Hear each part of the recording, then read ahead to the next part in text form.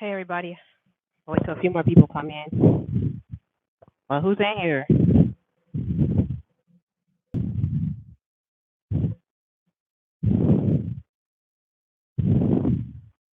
you guys hear me okay?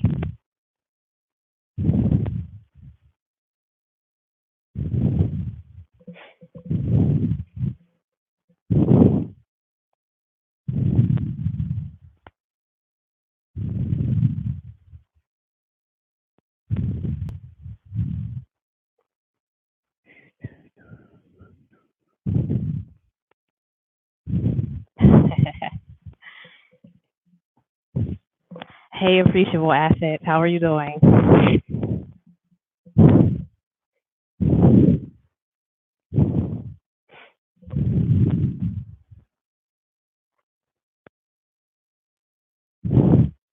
All right, so I'm gonna start. Anybody else that logs in, they'll just log in the middle of me explaining things. The reason I'm doing these on Sunday is because now starts the growing season for pretty much everyone in the United States. Um, Usually in March, if you live up north, you're supposed to start your seeds now. That you're going to put outside.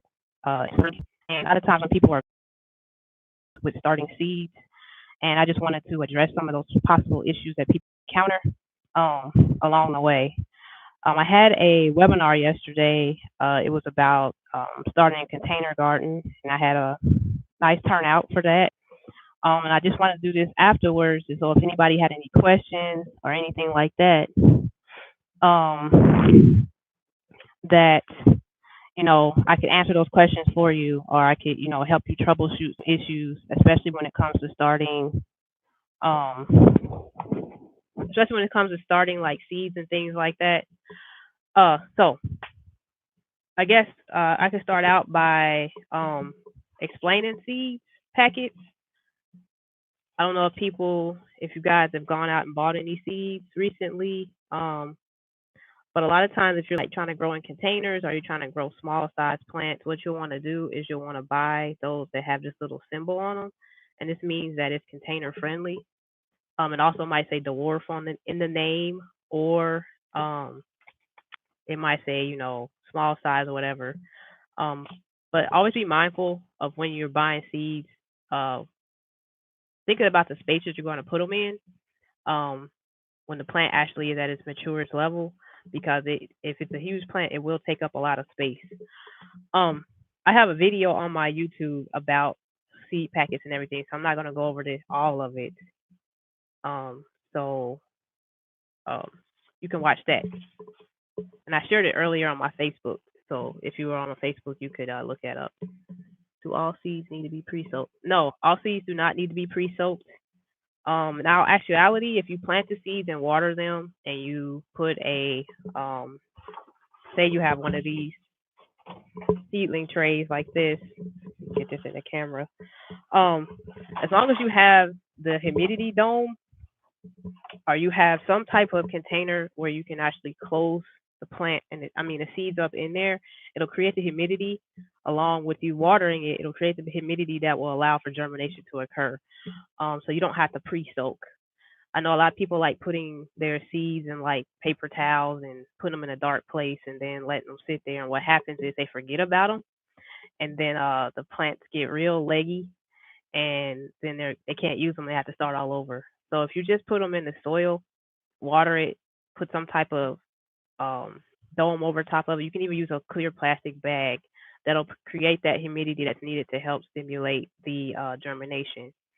Now there are some plants that need to go through what is called cold stratification, which is where they have to be in an environment that mimics them being out like in the winter time. So strawberries, if you're trying to grow strawberries from seeds, that is one plant that you're going to have to cold stratify the seeds before you try to germinate them. And so that's done by you can place them in the freezer or the refrigerator for like so many hours. I think it's like 60 freeze hours in the freezer, and that should make the seeds think they went through a winter, and so then you can actually go and then plant those seeds, and they should germinate. Um, all plants have a natural um, germination. So you have to research the plant that you're actually trying to grow. Some plants have to actually go through like a forest fire, or if it's a plant that grows near like an ocean or something, they have to be exposed to like salt water and stuff. So you have to really do a lot of research on the plant that you're growing, especially from seed. So so you know what has to happen to that seed before it actually will germinate.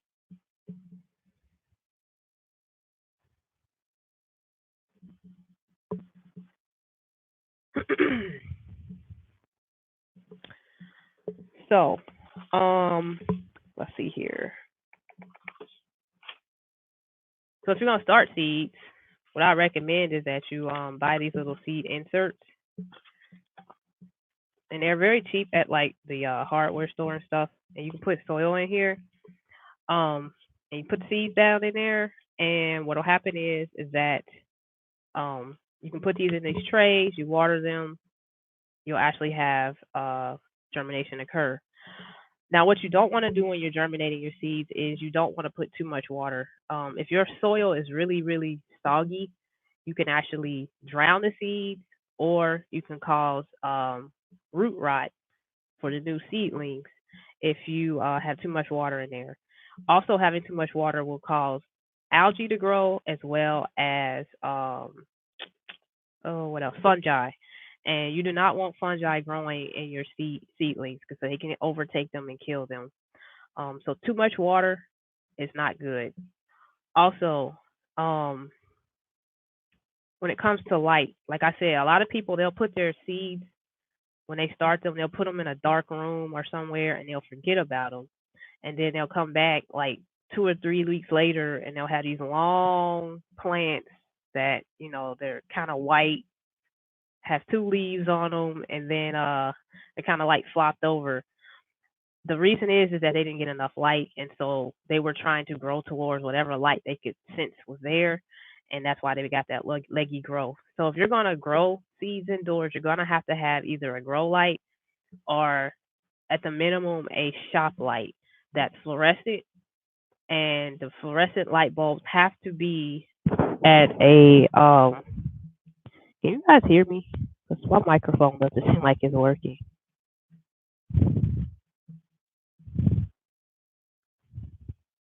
You have to have the light in the cool light spectrum, which is like 4,000 kelvins. So when you go to the store, I also have a light video on my YouTube that you can look over, and it'll tell you about different types of grow lights, as well as what the light spectrum is, um, also wattage and things like that. It'll explain all that stuff on there. So when you're going out and purchasing lights, you know what to look for. Um, but if you don't have enough light, and if you try to use sunlight, you don't have a south facing window, your plants are going to struggle. They're going to get leggy, and they're going to get really long, flop over, and then you're not going to be able to use them. They're not going to grow right. A lot of times they'll just die. And you don't want that to happen. So if you're going to start seeds, what you're going to have to do is you're going to have to purchase either a grow light or a shop light. And I recommend you watch that video because it explains all of that in there. What's the recommended lighting and things like that. Also, light distance. So if you do have a grow light and you put it over top of your plants, you want to have it at least 3 inches away from the new seedling. That'll allow them to stretch, but not have to stretch so much that they become leggy.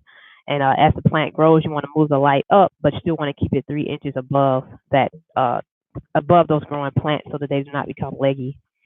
Um, Incandescent lights, the lights like we use in our lamps and stuff, you cannot use those. They do not give off the right degrees Kelvin that will require for the vegetative growth for the plants. I've seen people try to use those, and plants, they just don't do well because it's not the right light spectrum. Also, temperature is very important, especially if you're like trying to germinate pepper seeds.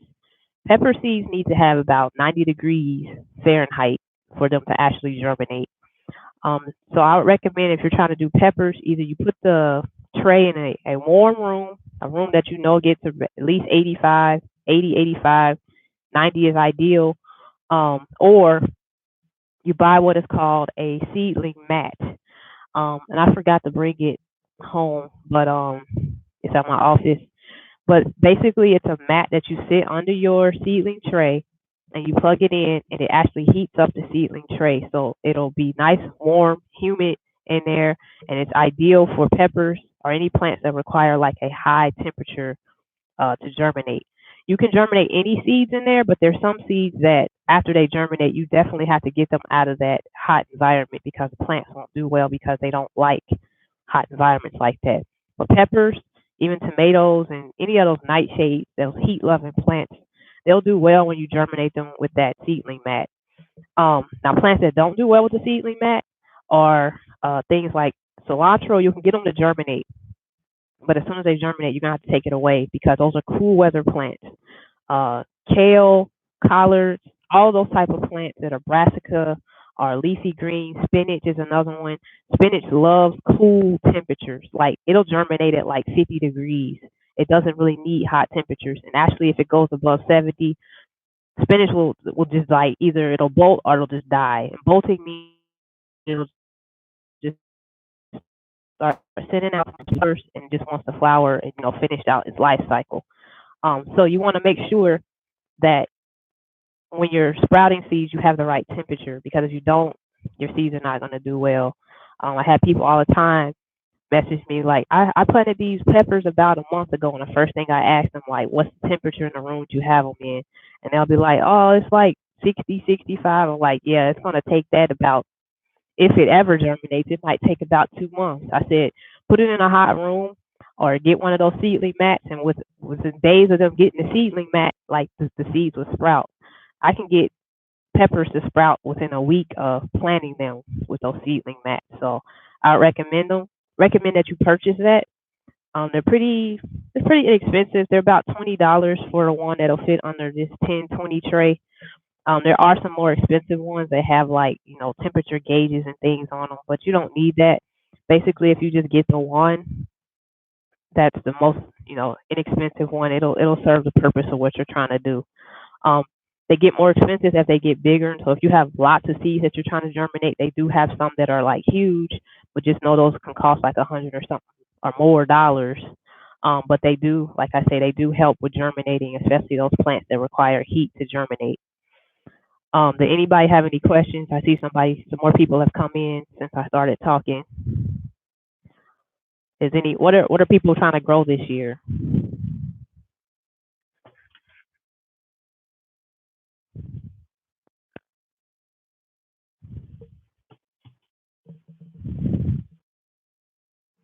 So this is time for you guys to ask questions. 'Cause I'm always the one talking, making posts and all that. So I want to know like what kind of difficulties you all are having. Because I get the questions all day in my inbox and my emails and all that. So I just decided that I would do these lives on Sunday to help people out.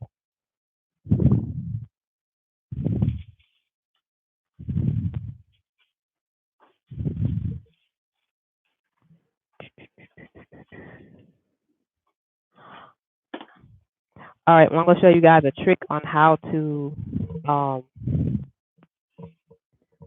how to deal with very very tiny seeds. If I can get this to go down.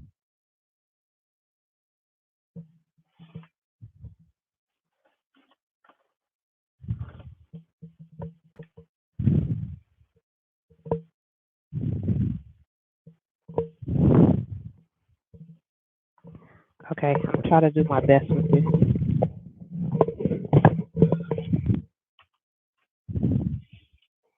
Okay, so I have this plate here, and you can buy seeds that are called pelleted seeds. So these are lettuce seeds, and they're actually in like this gelatinous type of um they call them pelleted seeds. So they put this around these because the seeds are very small, and so if you try to handle them, what can happen is that if they don't have these pelleted layer on them, what'll happen is that they're hard to handle. Because I'm going to show you guys what some lettuce seeds look like without the pelleted. Um, layer. Sorry. So here we have some lettuce mix.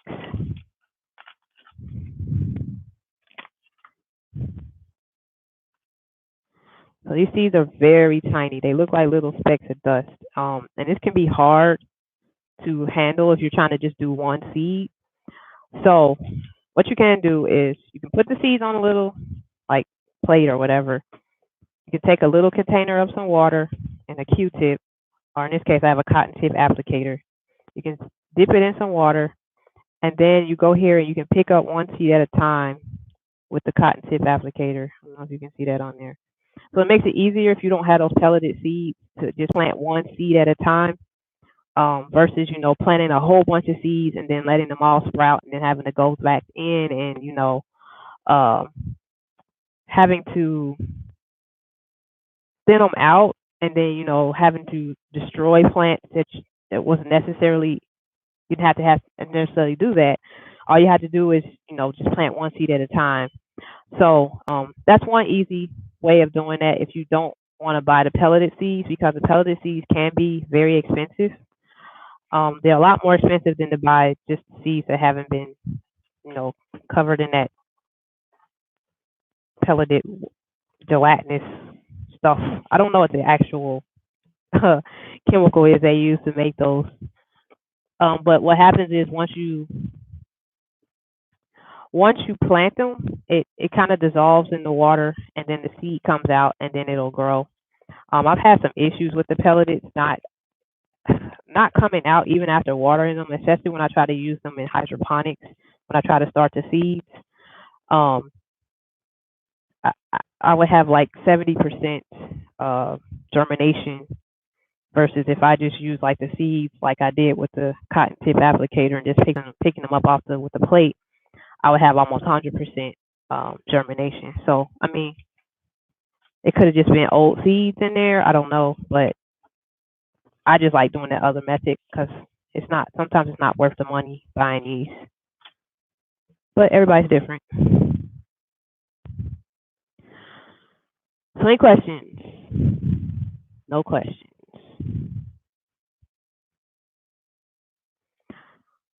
Well, I have a lot of classes that I have coming up. Next week, I have a beekeeping class. If you're interested in learning how to keep bees, um, you can go to the school website, and I put it in the comments. It's kiwiproduce.farm/school, and you can go there and you can see all the classes that I have coming up. I have the beekeeping class.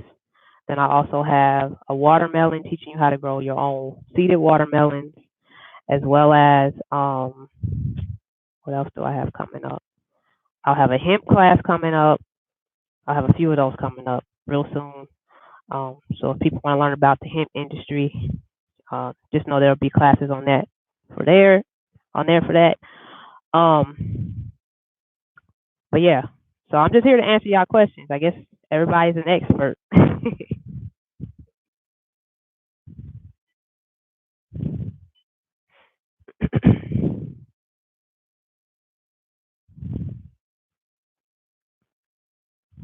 There were more people in here. Some people left. So what has everybody grown?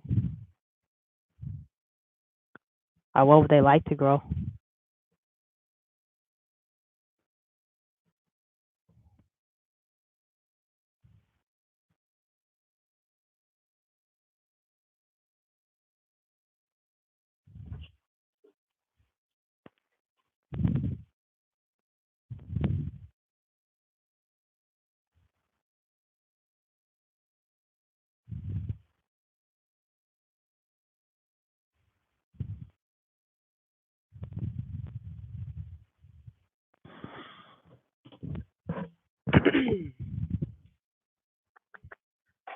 So have you guys ever grown collard greens?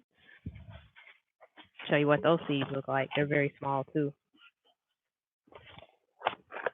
So you would definitely want to use those if you can get pelleted, you might want to get the pelleted or you can use that Q-tip method.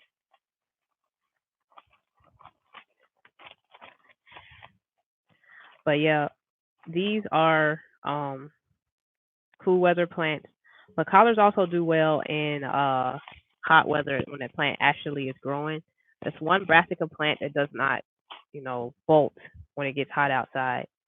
It's a biannual plant, so it meaning the first year it'll grow all those leaves, and if it survives the winter, the following year it'll actually flower, and you can actually collect seeds from it. Then once those flowers are pollinated, um, but collards are very easy to grow.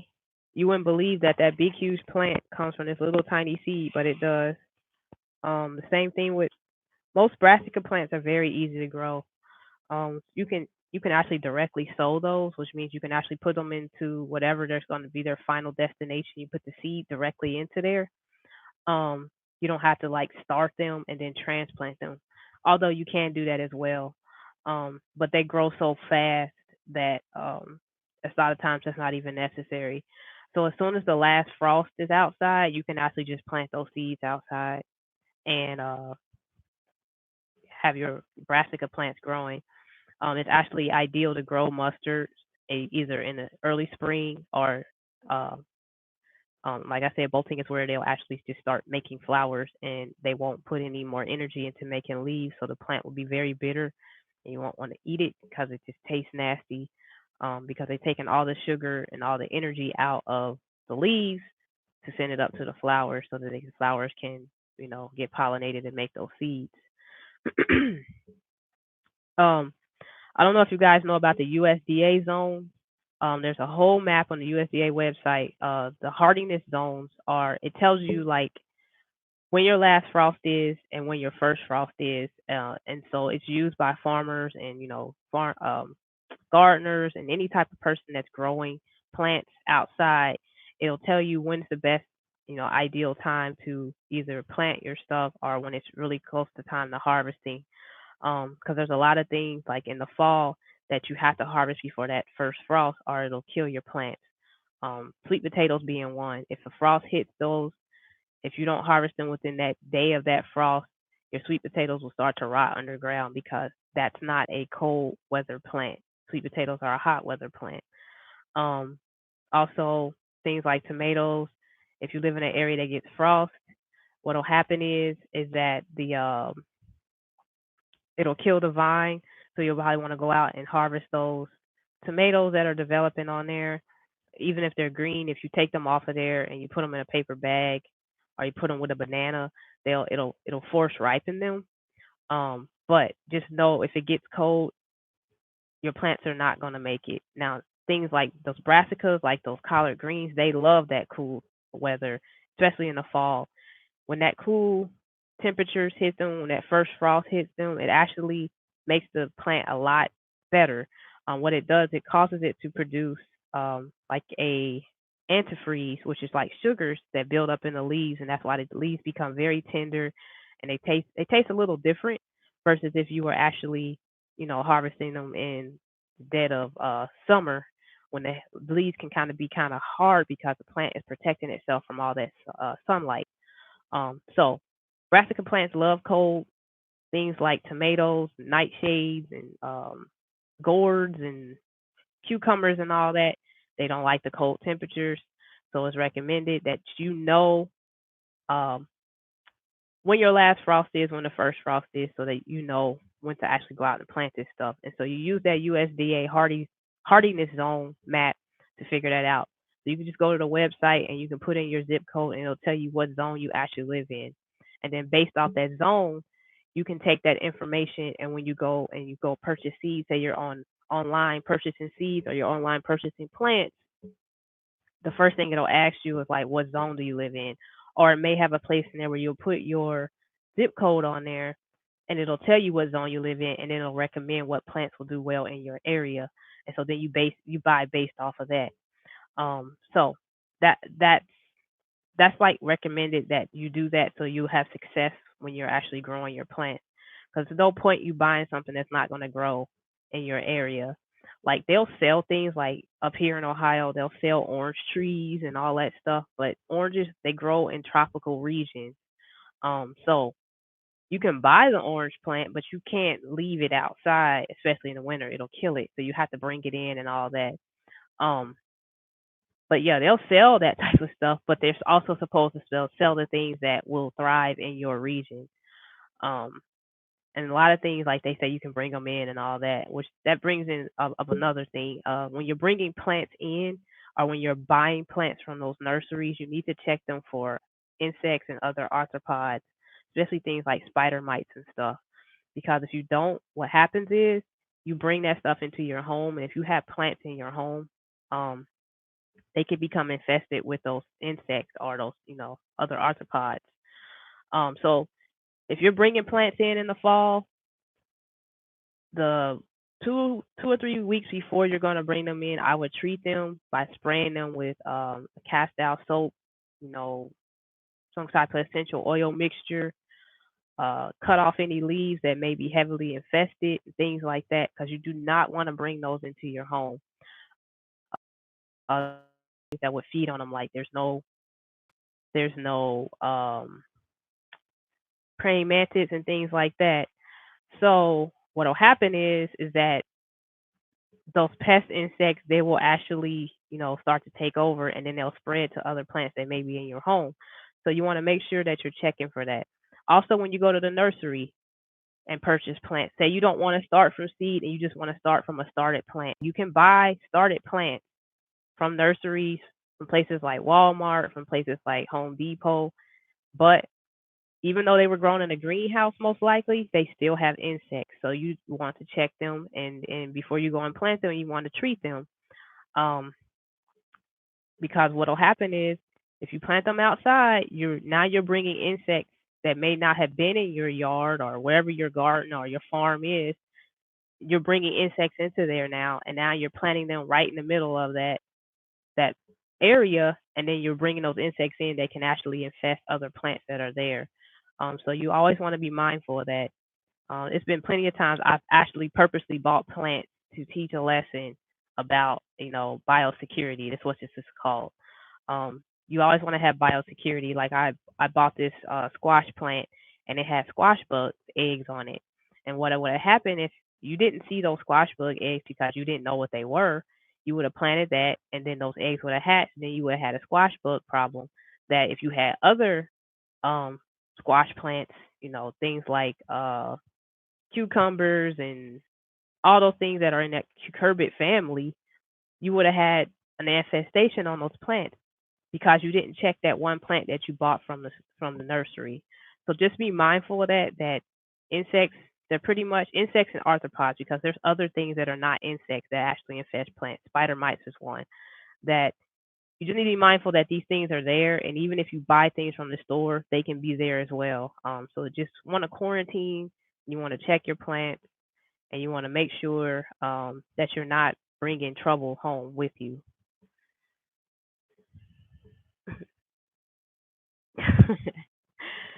I try. So, any questions? Because I'm only gonna do these for like 30 minutes every Sunday. I'll have a different topic for next Sunday. Was that helpful? Um, is there any particular subjects you guys want me to talk about? Just let me know. You can put it in the comments. Um, no questions, then I'll see you guys either on one of my social media accounts, or I'll see you next Sunday.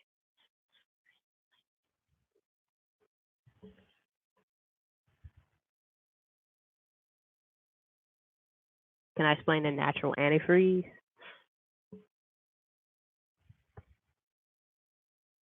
What do you mean? Explain it. Like what triggers that, or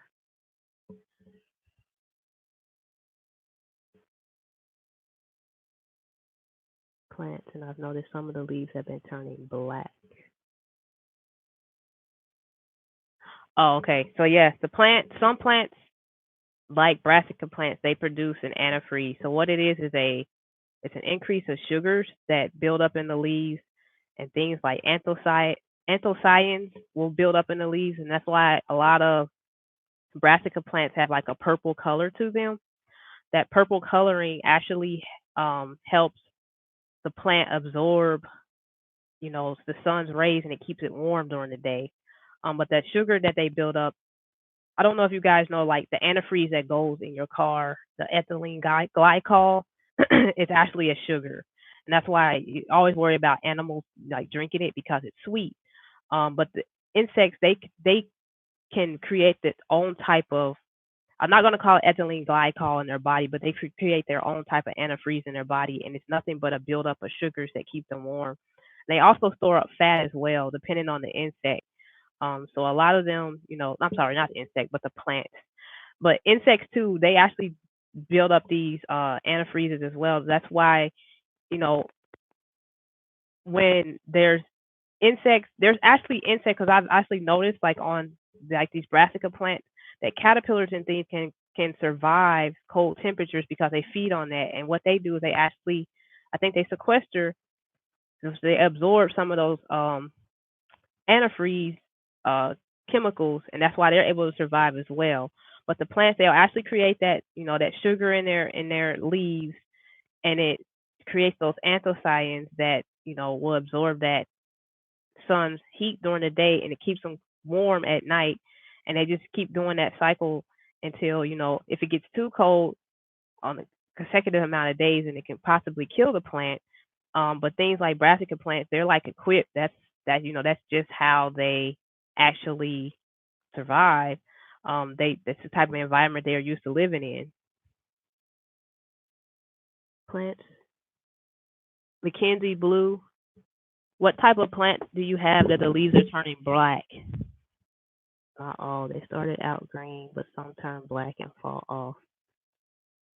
Have been happening with my ficus and brown coppery spots on my palms. They were outside and came in, although it's warmer.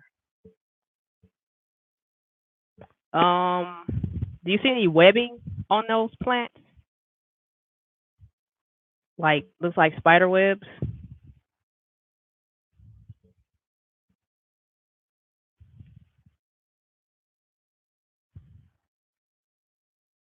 I'm thinking you might have a spider mite problem. With the new leaves are turning brown on the tips. No webbing. Have you seen any type of insect activity around the plant, like in the soil or anything? And are they getting adequate light?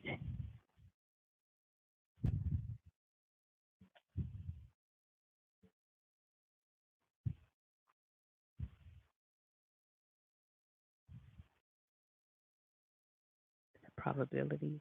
Have you seen anything um like little gnats flying around the plant?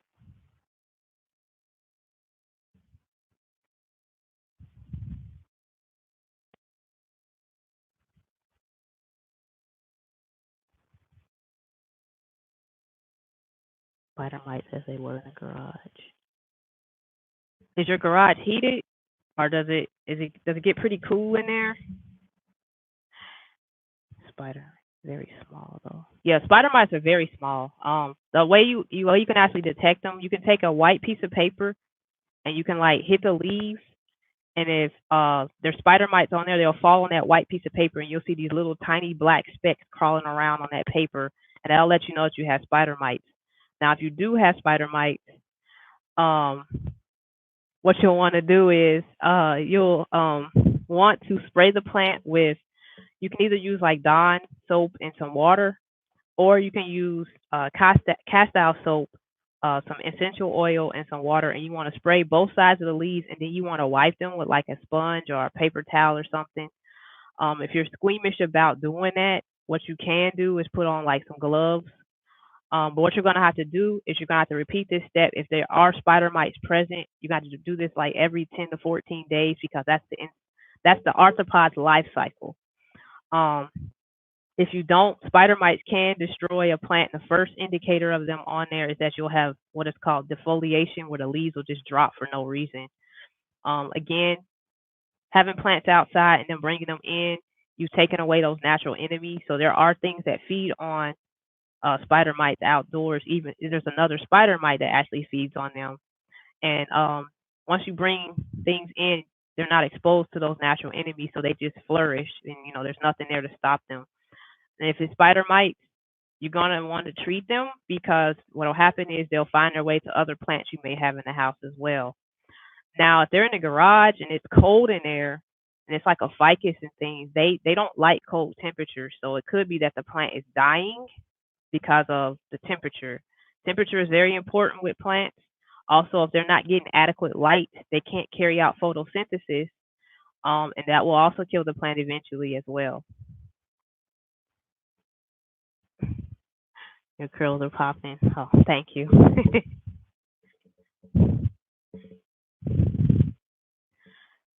Hey, Mackenzie, can you send me a picture of what you're seeing on the plants, and then I can further help you there.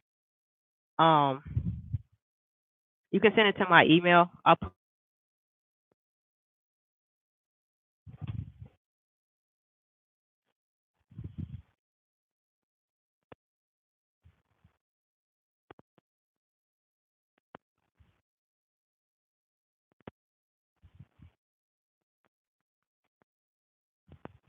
Okay, that's fine.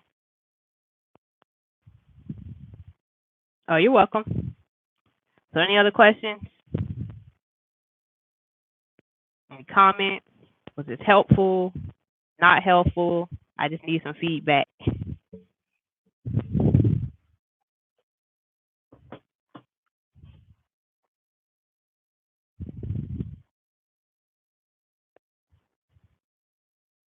All right. Well, I thank you guys for logging in and watching this help session. Like I said, I'll be back next Sunday with a different topic.